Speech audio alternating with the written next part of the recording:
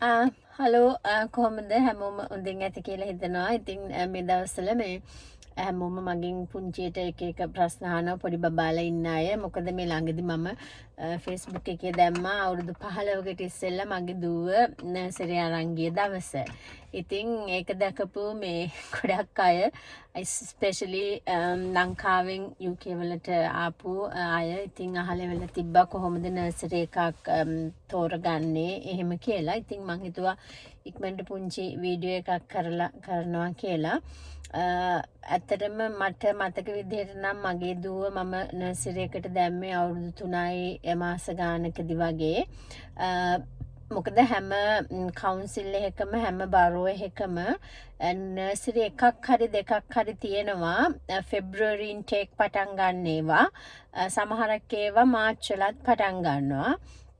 ඉතින් නර්සරි එකක් තෝරගනිද්දි මම නම් මුලින්ම කරේ මොකද මට ඕන වුණා දුව එයා නොවැම්බර් බෝන් නිසා මට ඕන වුණා මාර්ච් හරි ෆෙබ්‍රුවරි ඉන්ටේක් එකකට යන්න තියෙන නර්සරි එකකට යන්න. එතකොට මට මතක හැටියට මං හිටියේ බරෝ එකේ 2යි නැත්නම් 3යි තිබ්බේ මාර්ච් වල ෆෙබ්‍රුවරි පටන් ගන්න ඉන්ටේක්ස්. ඉතින් ඒ නිසා දුර ප්‍රශ්නේ තමයි මම මුලින්ම බැලුවේ ඉක්මනටම යන්න පුළුවන්. ඒකෙන් ඊට පස්සේ දෙකකට ගිහිල්ලා මම මුලින්ම කරේ මේ ඒ දවස්වල නම් ඉතින් මේ වගේ සෝෂල් මීඩියා ෆීඩ්බැක්ස් එහෙම නෑනේ ගන්න. ඉතින් ඒ නිසා මුලින්ම ඒ වෙබ්සයිට් එකට ගිහිල්ලා මේ වෙබ්සයිට් එකේ ඕප්ස්ටඩ් රිපෝට් එක කියෙව්වා. ඉතින් ඒකේ සාමාන්‍යයෙන් බ්‍රීෆ් කරලා තියෙනවා ඉස්කෝලේ කොහොමද කියලා. සාමාන්‍යයෙන් good excellent කියන කැටගරි දෙකේ තියෙන නර්සරි ඉතින් රෙකමන්ඩ් කරන්න පුළුවන්. මොකද පර්සනල් රෙකමෙන්ඩේෂන් ගන්න මට දන්න අය ඇත්තටම හිටියේ නැහැ ඒ දවස්වල. ඉතින් ඒ නිසා මම මුලින්ම කරේ මගේ දුව නැතුව මම තනියම මේ නර්සරි එකට ගියා. ගිහිල්ලා ස්ටාෆ් එකත් එක්ක කතා කරලා මේ අපොයින්ට්මන්ට් එකක් අරගෙන මේ නර්සරි එකේ වැඩ කොහොමද වෙන්නේ කියලා පොඩි ටුවර් එකක් ඒගොල්ලෝ දුන්නා. ඊට පස්සේ මම කරේ ආපහු අපොයින්ට්මන්ට් එකක් අරගෙන දුව අරගෙන ගියා. ගිහිල්ලා එයා mostly comfortable වෙන්නේ මොකද්ද නර්සරි එක කියලා බැලුවා. මොකද මං ගොඩකට ගියේ නෑ 2යි ගියේ. ඉතින් එයාත් ගොඩක් comfortable වෙච්ච සහ මටත් ළඟ එහෙම නර්සරි එකකට තමයි මම මුලින්ම දුවව දැම්මේ. එතෙන්දී ඒකේ මේ සෙෂන් දෙකක් තිබ්බ. එකක් උදේට පටන් ගන්න එකයි පස්සේ ලන්ච් වලින් පස්සේ පටන් ගන්න එක. ඉතින් මං කල්පනා කරා කොහමදත් නර්සරි එක පටන් ගත්තාම නර්සරි එකෙන් පස්සේ රිසෙප්ෂන් පටන් ගත්තාම කොහොමද බබාලා යන්නේ උදේනේ ඉතින් පව් මේ නර්සරි කාලෙත් මේව කරන්න කියලා මං ඇත්තටම පටන් ගත්තේ ආෆ්ටර්නූන් සෙෂන් එක. ඒ කියන්නේ ගෙදරින් ලන්ච් දීලා අරගෙන යන්න ඕනේ. ස්නැක් එකක් විතරයි අරගෙන ගියේ දවස්වල. ඉතින් ඒ නර්සරි එකේ දූ 1.5 years මෙ හිටියා. මොකද ගොඩාක් නර්සරි වල නර්සරිස් තියෙන ස්කෝල ඇතුළෙමයි ප්‍රයිමරි ස්කූල් ඇතුළෙමයි. ඉතින් ඒකෙන් පොඩි ඇඩ්වාන්ටේජ් එකක් එනවා. නර්සරි ප්ලේස් එකක් හම්බුනහම ගොඩක් වෙලාවට 90% guaranteed ප්‍රයිමරි ස්කූල් එකෙත් රිසෙප්ෂන් එකක් හම්බ වෙන්න. ඉතින් අනිත් එක මම තෝරගත්තේ ස්කූල් එකත් Church of England ස්කූල් එකක්. ඉතින් other faith ළමයිනුත් ගත්තා. ඉතින් ඒ නිසා ඒක ඇත්තටම හරිම මේ කම්ෆර්ටබල් එක වුණා මේ නර්සරි එකෙන් රිසෙප්ෂන් එකට යද්දි. මොකද ඒ ටීචර්ස් ළම නර්සරි එකේ හිටිය ටීචින් ඇසිස්ටන්ට්ස්ලා දෙන්නෙක් දූලත් එක්ක ගියා රිසෙප්ෂන් මේ ක්ලාස් එකට යනකොට. රිසෙප්ෂන් එකට විතරයි නෙමෙයි year 1 වෙනකොනුත් සේම් හිටිය නර්සරි මේ ටීචින් ඇසිස්ටන්ට්ලා දෙන්න තමයි ගියේ. එතකොට ඉතින් අර long hours රිසෙප්ෂන් එකේ හිටියා කියලා ලොකු ඩිස්කම්ෆර්ට් එකක් ආවේ නැහැ. මොකද ඒගොල්ලෝ already මේ මේක දන්න නිසා. ඉතින් මගේ පර්සනල් රෙකමෙන්ඩේෂන් එක නම් ඕගොල්ලන් ඒ පැත්තට අලුත් නම් දැන් නම් ඉතින් ගොඩාක් ෆැසිලිටිස් තියෙනවා Facebook එකේ හරි Instagram එකේ හරි ඔය ලෝකල් කමියුනිටිස් වල Facebook pages තියෙනවා. ඉතින් ගොඩක් වෙලාවට parents forums එහෙම තියෙනවා.